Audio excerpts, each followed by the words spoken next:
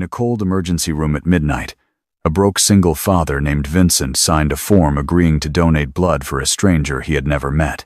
The doctor said it was a rare case, an extremely uncommon blood type, nearly impossible to source in time. Vincent didn't ask questions. He only thought about the stack of prescription receipts waiting on his kitchen counter back home, next to a small girl who needed her medicine in the morning. He rolled up his sleeve without hesitation. He did not know that the woman lying on the operating table was one of the most powerful billionaires in the country, and he did not know that his quiet, unremarkable decision that night was about to turn her entire world upside down by sunrise. If you believe that silent kindness can rewrite a person's fate, stay with this story, because what happens next will make you think differently about the way the world actually works.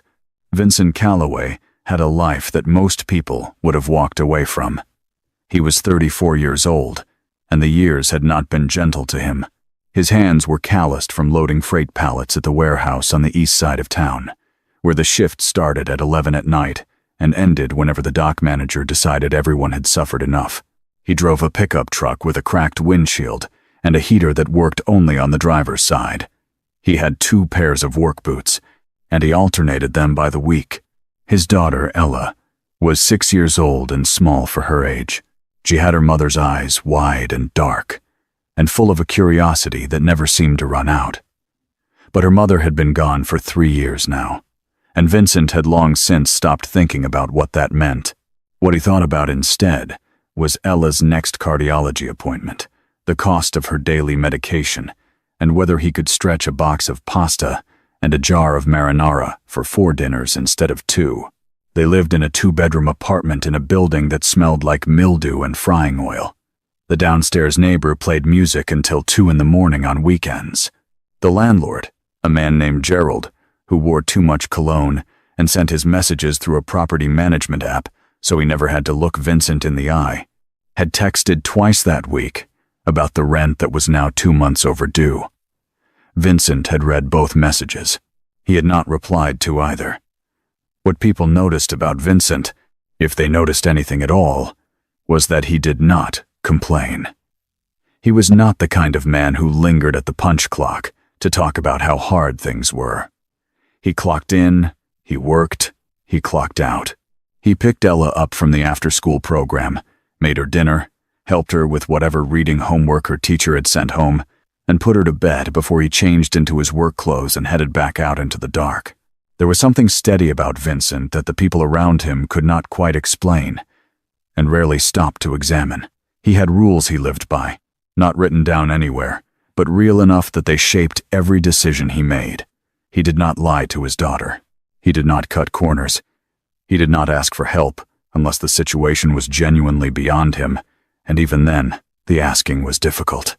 He had grown up watching his own father bend those principles whenever life got hard, and he had decided, early and quietly, that he would not do the same. Ella knew none of this consciously. She only knew that her father always smelled like the outdoors when he came home in the mornings, that he made scrambled eggs on Sundays without burning them, and that he once told her when she came home crying because a boy at school had said her shoes were ugly, that being kind cost nothing and meant everything. She had written that down in her diary. Vincent didn't know she had a diary. He found out later, and it was one of the few times in those years that he had to look away and pretend to be busy with something else. The one detail buried in Vincent's medical records, which he had almost forgotten about himself, was a notation from a blood typing test he had taken years ago during a routine physical.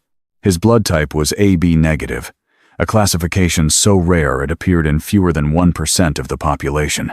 The hospital that had run the test had flagged it in the file with an asterisk and a note in small print about emergency availability. Vincent had glanced at the note and thought nothing of it. That notation would matter very much, very soon. The call came at 11:47 on a Tuesday night, just as Vincent was pulling on his second work boot. The number on his phone was a local one he didn't recognize, and he almost let it go to voicemail. Something made him answer. The woman on the other end introduced herself as a nurse at Meridian General Hospital. Her voice was controlled, professional, but there was a texture under the words that Vincent recognized as someone working hard not to sound afraid. She explained that they had a patient in emergency surgery with a rare blood type AB negative, and that the blood bank had exhausted its supply. The surgical team had identified Vincent through the regional donor registry. They needed to know if he could come in tonight. Vincent sat on the edge of his bed for a moment. He thought about the fact that his shift started at midnight, that being late 3 times in a calendar month would trigger a formal write-up under the warehouse's attendance policy, and that he had already been late twice. He thought about Ella asleep in the next room, about whether Mrs. Patterson from down the hall would answer her door if Ella needed something in the night. He thought about all of this in approximately 4 seconds. Then he said he would be there in 20 minutes. When he arrived at the hospital, the energy in the emergency wing was unmistakable, the kind of organized urgency that exists when people are trying very hard to prevent something irreversible. A nurse met him at the entrance and walked him quickly through a corridor and into an intake room. The attending physician, a compact man named Dr. Reyes, who looked like he hadn't slept properly in several days, explained the situation with the efficiency of someone who didn't have time for preamble. A patient had gone into surgery with a hemorrhagic complication. The blood type was critical. Standard protocols had failed to produce a donor in time. Vincent nodded. He did not ask who the patient was. Dr. Reyes studied him for a half-second, as if confirming something, and then moved on to the medical intake process. Somewhere down that hallway, behind a set of double doors, a woman named Scarlett Wren, Chief Executive Officer of Wren Capital Group, worth an estimated $4.6 billion, was losing blood on an operating table while her assistant made frantic calls to board members and her corporate attorney tried to locate the updated version of her will. Vincent knew none of this. He signed the consent form, answered the standard questions, and waited. The donation itself took longer than usual. Dr. Reyes had been direct about the parameters. The surgical team needed more volume than a standard single donation, and there were risks associated with the draw, given the urgency of the timeline. He told Vincent this without softening it, and waited to see how he would respond. Vincent asked one question. Would it help, doctor? Reyes said it was the patient's best chance. Vincent said to proceed. He lay on the narrow cot in the intake room while the procedure was underway and stared at the ceiling tiles, which were the yellowed white color of old paper. He felt the familiar lightheadedness that came with blood loss, the slow dimming at the edges of his vision, and breathed through it steadily the way he breathed through everything. Not fighting it, not ignoring it, just moving through it one breath at a time. A nurse checked on him twice. He told her he was fine, which was mostly true. When it was over, a hospital administrator appeared with a clipboard and mentioned that the family of the patient had authorized a financial support payment for emergency donors, as was sometimes the case in critical situations. She quoted a number. Vincent looked at the number on the form, thought about it for a moment, and shook his head. The administrator seemed confused. She explained it again, in case he had misunderstood. He had not misunderstood. He thanked her and asked if he could leave. The reason his name did not make it fully into the system that night was a small, mundane failure, the kind that happens in hospitals when the night shift is understaffed and the intake forms move between 2 different workstations. His first name was logged. His last name, and the full address associated with his donor registry profile, did not transfer correctly to the surgical record. It was the kind of error that would have been caught and corrected within a few business days under normal circumstances. Under these circumstances, it would become the center of an obsessive search. Vincent walked out of the hospital at approximately 3:40 in the morning. The sky was still dark, and the parking lot was quiet, and he drove home with the heater blowing warm air on his left leg and cold air on his right. He checked on Ella before lying down. She was asleep, her arm thrown over the edge of the mattress, her small hand open and loose the way children's hands are when they feel completely safe. He stood in her doorway for a few seconds, then went to bed. Scarlett Wren had not become what she was by being sentimental.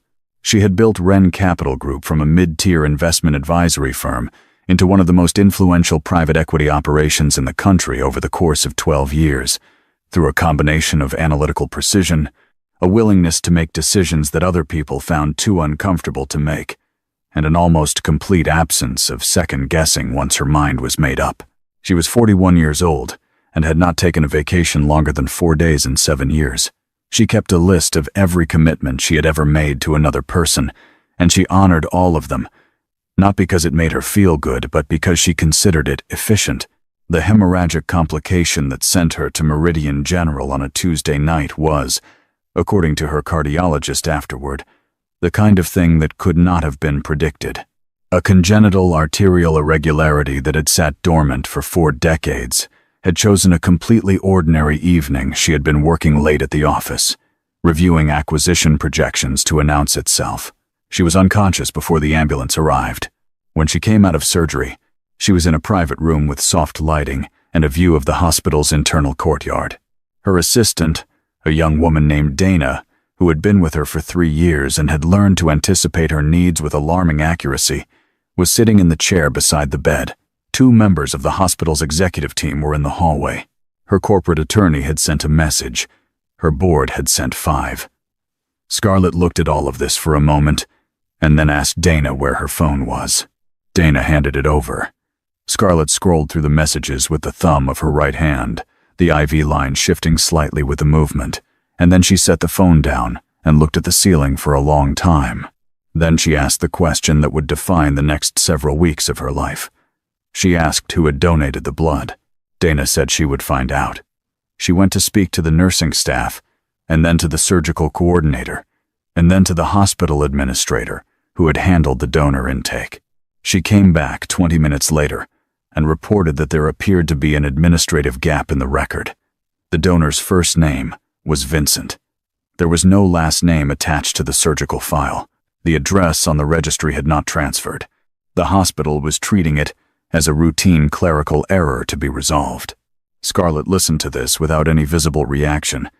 She asked Dana to get her a legal pad and a pen. Then she began to write down what she knew. Vincent's shift supervisor at the warehouse was a man named Rourke, who communicated primarily through a combination of silence and pointed looks, and had very little tolerance for lateness. When Vincent arrived at 6:37 that Wednesday morning, nearly 7 hours after his shift had started, Rourke was waiting by the time clock with his arms crossed and the expression of a man who had already decided what he was going to say. Vincent explained the situation briefly.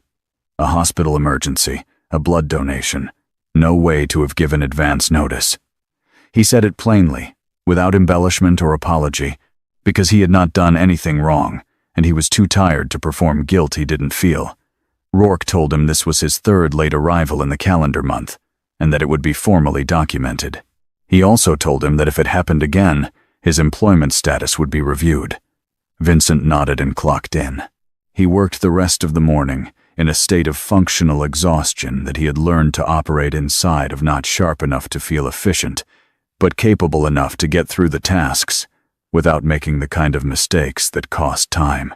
Around 8 in the morning, his phone buzzed with a text from Gerald, the landlord, which said that unless he received a payment plan proposal by the end of the week, he would be filing the paperwork to begin the eviction process. Vincent read it, put his phone back in his pocket, and kept moving pallets. In a different part of the city, in a recovery room considerably quieter than the warehouse floor, Scarlett Wren had already been on the phone with her head of security for 40 minutes. She had instructed him to treat the search for the donor as a priority-level task, the same classification she applied to regulatory compliance investigations and sensitive merger negotiations.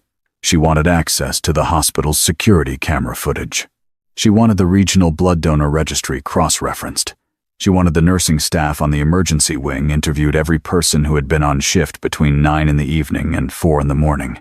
Her security director, a former federal investigator named Marsh, who had worked for Scarlett for 6 years and had never once heard her use the phrase priority level about a personal matter, made note of the instruction and said he would begin immediately. The contrast between these 2 worlds, one woman, whose every resource was now directed toward finding a single person, and that person stacking boxes in a warehouse while his phone filled up with bad news, existed without either of them being aware of the other's exact condition. But the distance between the two was already, invisibly, beginning to close. The formal notice of termination arrived on a Friday afternoon, delivered by email from the warehouse's HR software system, with a subject line that read, "Employment Status Update." Vincent opened it at the kitchen table while Ella was doing her homework a few feet away, carefully drawing a map of the United States that her teacher had assigned. He read it twice, then closed the email and opened it a third time as if the words might have changed. They had not changed. The grounds cited were attendance violations in accordance with company policy. There was a link to the HR portal to complete the separation paperwork. There was a number to call if he had questions. He didn't call the number. He knew there was nothing to say that would change the outcome, and he had never been interested in saying things that served no purpose. He sat at the table for a few minutes, looking at nothing in particular, while Ella finished coloring in the state of Montana. Then he got up and started making dinner. Gerald's eviction filing notice arrived the following Monday. It was not unexpected, but seeing it in physical form, the formal legal language, the court date printed in a small rectangle at the top of the page, made it real in a way that the texts had not. Vincent placed the notice on the counter next to the stack of medical receipts and stood in his kitchen looking at the two pieces of paper for a long time. The thing that broke the week open, the thing that pushed Vincent closer to the edge than anything else had, was Ella's fever. It came on a Wednesday evening, sudden and high, 103 degrees by the time he had found the thermometer. Her cardiologist had always been clear that fevers needed to be treated quickly given her underlying condition. Vincent had the medication at home, but the supply was low, and the prescription needed to be refilled, and the pharmacy required the insurance payment to be current, and his insurance had lapsed when the job ended. He stood in the bathroom holding the thermometer while Ella looked up at him with the patient, trusting expression of a child who has no concept of the logistical nightmare being managed 2 feet above her head. He smoothed her hair back from her forehead and told her she was going to be fine. Then he went into the hallway and called every contact in his phone who might be able to lend him money that night, starting with his brother in Ohio and ending with a former coworker he hadn't spoken to in 14 months. He raised enough to cover the prescription by 11 that night. Ella's fever broke by morning. Vincent sat in the kitchen with a cup of coffee he didn't drink and stared at the wall and thought about what the next week looked like. He did not regret the hospital. He thought about it clearly, and specifically about the question of whether, knowing everything that had followed, he would have made the same choice, and the answer came back the same each time. Yes, he would have gone. He would have signed the form. He would have refused the money, not because he was noble in some theatrical sense, but because the alternative had never actually been a real option for the kind of person he was. Marsh had been thorough. Within 48 hours of receiving Scarlett's instructions, he had obtained permission to review the relevant security footage from the hospital's external parking lot and the main intake corridor for the specified window. He had cross-referenced the regional donor registry with the parameters he had been given: AB negative, male, registered donor, and produced a list of 47 names. He had confirmed with the night shift nursing supervisor that the intake had been conducted under urgent conditions, that the standard documentation process had been compressed, and that the administrative gap was exactly what it appeared to be: a transcription error between two intake systems, not a deliberate omission. Of the 47 names on the list, 11 could be reasonably eliminated based on the footage alone. The camera near the entrance had captured a figure arriving in the relevant time window, and Marsh's team was working to narrow the physical description. The remaining 36 required additional research. He was working through them methodically. What complicated the search was not the data itself, but the absence of distinguishing information about the man they were looking for. He had not spoken to anyone at the hospital except the medical staff. He had not used a credit card on the premises. He had not lingered. The nursing supervisor remembered that he had seemed calm, that he had not asked many questions, and that he had been wearing work clothes, the kind with reinforced knees and a company logo that she hadn't been able to read clearly in the dim intake room. Scarlett reviewed Marsh's progress reports each morning from the hospital and then from her apartment once she had been discharged. She sat with the reports at her desk in the way she sat with every other document she read, completely still, pencil in hand, annotating margins. But there was something different in the attention she gave to these particular pages that Dana noticed and did not comment on. Scarlett was not simply trying to fulfill an obligation, though that was how she had framed it initially, even to herself. She was trying to understand a decision she could not explain using any framework she had ever applied to human behavior. The man had refused the money. He had refused it without apparent hesitation, without negotiation, without requesting anything in its place. In Scarlett's experience, every refusal had an underlying ask that it was waiting for. She had not yet found this one's. The detail came from a nurse named Carol, who had been one of 2 staff members present in the intake corridor during the relevant window. She had already been interviewed once by Marsh's team and had confirmed what she remembered. The donor was male, appeared to be in his early to mid-30s, had been polite and quiet, and had not asked to know the patient's name. When Marsh followed up with a second interview, this time with a list of more specific prompts, Carol paused over one of them. She said she remembered that before the medical intake began, while she had been completing some preliminary paperwork, the man had asked her a question that had seemed slightly out of place. He had asked whether the hospital's pharmacy was open overnight, and what they typically charged for pediatric cardiac medications, the general range, not a specific drug. He had asked it casually, the way a person asks something they've been thinking about and find a natural moment to say aloud. Carol had told him the pharmacy was available 24 hours for inpatients and certain emergency cases, and that pediatric pricing varied significantly by insurance coverage.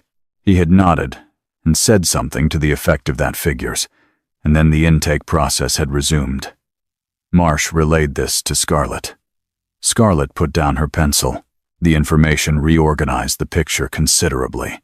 The donor was not a person of means that was already implied by the refusal of the payment. He had a child.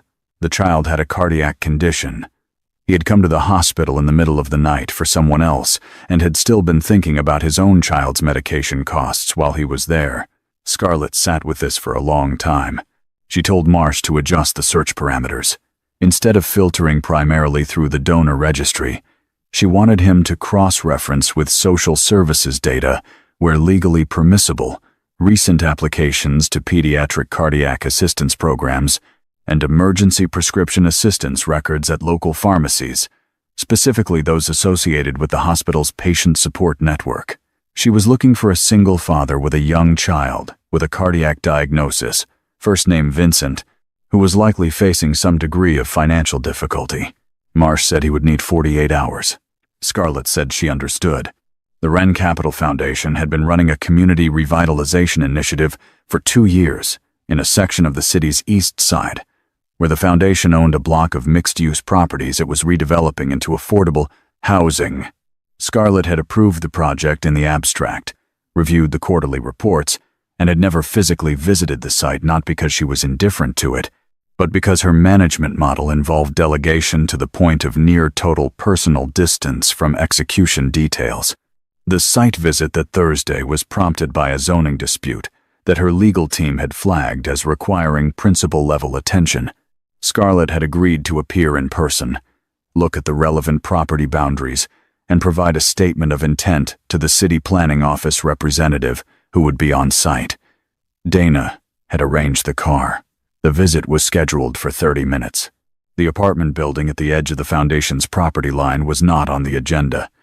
It was simply there, adjacent to the development site, 3 stories of weathered brick with a parking area at the ground level and a metal staircase on the exterior. Scarlett noticed it the way she noticed most peripheral details reflexively, without particular interest. What stopped her was a man crouched on the bottom step of the exterior staircase with a small girl standing in front of him, her face cupped in both his hands while he spoke to her quietly. The girl was wearing a winter coat that was slightly too large, and she was listening with the focused attention of a child being told something important. The man was patient with her in a way that was visible from across the parking area, and there was something in the economy of his gestures.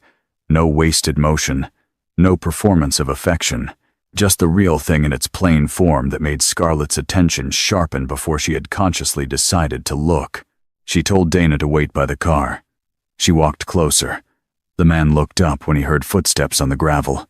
He had dark eyes, a face that showed work and tiredness without collapsing under either, and a bruise at the inside of his left forearm, the particular kind that forms after a significant venipuncture, still yellowish-green at the edges.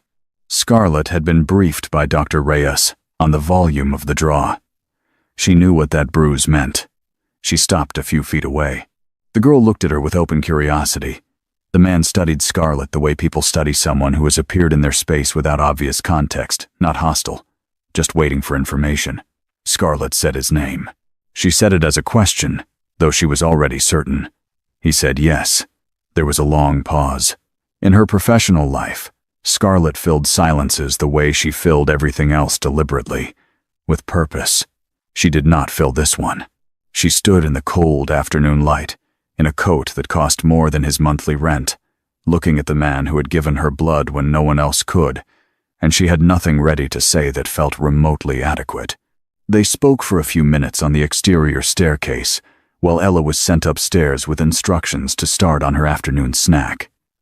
Vincent was not unfriendly, but he was reserved in the way of someone who has learned through experience that most unexpected encounters from strangers with money have a transaction embedded in them somewhere. He waited. Scarlett explained who she was. She explained what he had done. She explained that she had spent 2 weeks trying to find him because she did not know how to exist in a state of unreturned debt, and that what he had given her was not something that could be left unacknowledged. Vincent listened to all of this without interrupting. When she was finished, he was quiet for a moment, and then he said that she didn't owe him anything. Scarlett said with respect. She disagreed. She named a figure. It was a number that represented, as she phrased it, a fair market estimation of the circumstance. It was not a small number. It was the kind of number that would resolve the eviction, replace the job, cover Ella's medical care for years. Vincent looked at the number for a moment. Then he looked at Scarlett. He said, "I didn't go to the hospital that night because I needed a reward. I went because someone needed what I had. That's the whole story." The simplicity of it landed with a weight that Scarlett had not anticipated. She had expected negotiation, or gratitude, or the particular kind of performance people produce when they are trying to refuse something they actually want. She had not expected this, a man who had already decided the matter, cleanly and completely, before she arrived. She stood on the step below him, and for the first time in a very long time, Scarlett Wren was not the most prepared person in the conversation. She was not accustomed to encountering something that her resources could not resolve. She had built an entire life on the premise that problems had prices, and that if you had the price, you had the solution.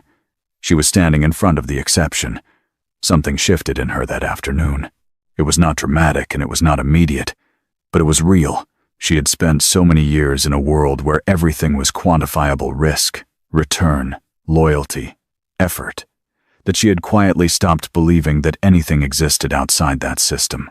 What Vincent had done, and the matter-of-fact way he explained it, put a crack in a wall she had built so gradually she had forgotten it was there. She didn't press the money again. Instead, she asked if she could sit down on the step, which was an unusual thing for her to ask anyone. He moved over. What followed did not unfold the way things unfold in stories where one person saves another and is immediately and lavishly rewarded. It unfolded slowly, over weeks, with a carefulness on both sides that reflected the reality of who these two people were. Scarlett did not offer Vincent money again. What she did instead was contact the Foundation's property management director and instruct him to reclassify the apartment Vincent and Ella occupied as part of the community housing initiative, which carried subsidized rent in exchange for a small administrative contribution.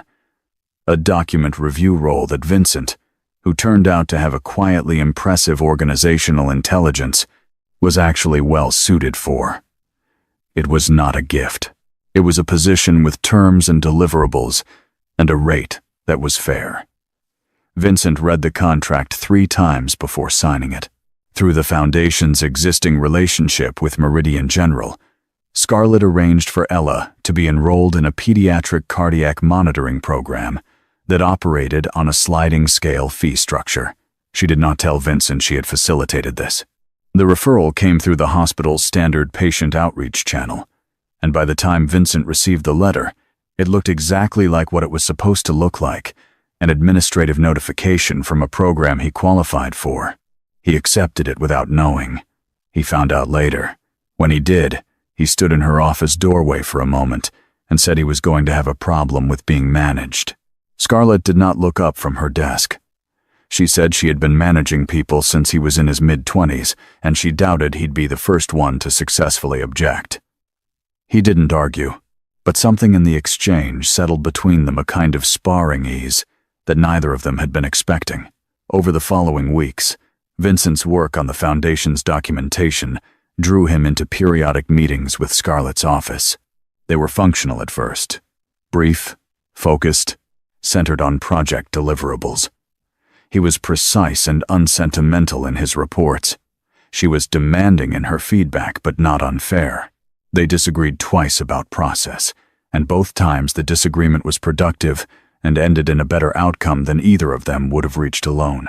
Ella visited the Foundation's office once, on a school holiday when Vincent had no other arrangement. She sat in the corner of the conference room with her backpack and her drawing supplies, and did not bother anyone for 3 hours. When Scarlett passed through the room and saw her, she stopped. Ella looked up and said that she liked Scarlett's jacket, which was a particular shade of deep blue, and asked where she had gotten it. Scarlett told her.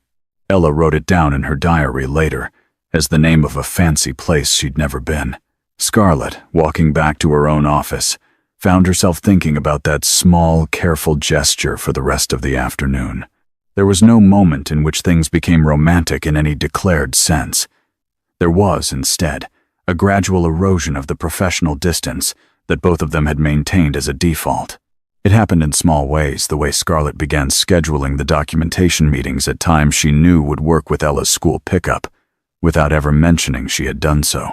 The way Vincent started bringing 2 coffees when he came to the office, setting one on her desk without being asked, because he had noticed, without deciding to notice, that she always looked like she needed one by mid-morning.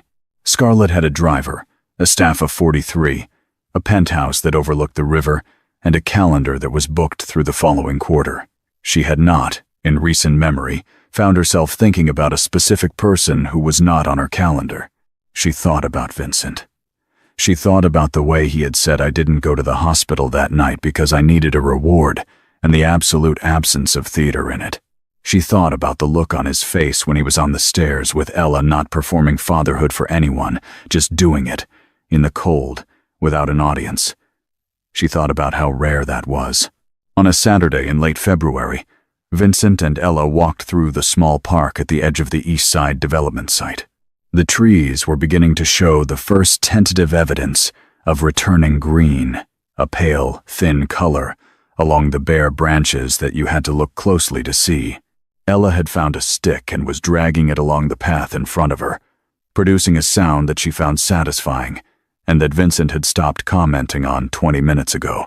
He was tired in a way that felt different from the exhaustion of the warehouse cleaner somehow.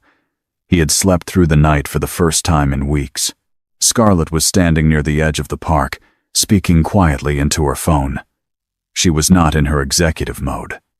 The coat was a casual one, her hair not entirely in order. She saw them before they saw her. She lowered the phone.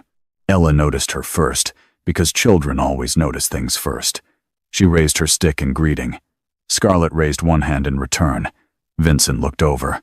Something passed between them in the brief moment, before either spoke, not resolution, not certainty, but the particular warmth of 2 people who have been through something real together and found themselves, unexpectedly, on the same side of it. Later that week, Scarlett left a note on his desk that said simply, "Dinner Friday, if you're free. No agenda." He read it standing up. He stood there longer than necessary. Then he wrote one word on the bottom of the note and left it on her assistant's desk on his way out. The word was yes. The future was not guaranteed, and neither of them would have pretended otherwise. But for a man who had spent 3 years holding everything together by will alone, standing in a kitchen with medical bills on one side and an eviction notice on the other, yes was the most spacious word in the language. And for a woman who had spent the same 3 years inside a world where everything was a negotiation and every kindness came with a price, it was the first thing in a long time that she had received without having to engineer it. Vincent picked Ella up from school that Friday and told her they were going to dinner. She asked if it was a special occasion. He thought about it for a moment and said he supposed it was. She asked if she should wear her good shoes. He said yes, wear the good ones. She wore the good shoes. They were not fancy. They were clean and carefully tied, and she walked in them with the complete confidence of a child who has been told she is worth the effort, which is exactly what she was.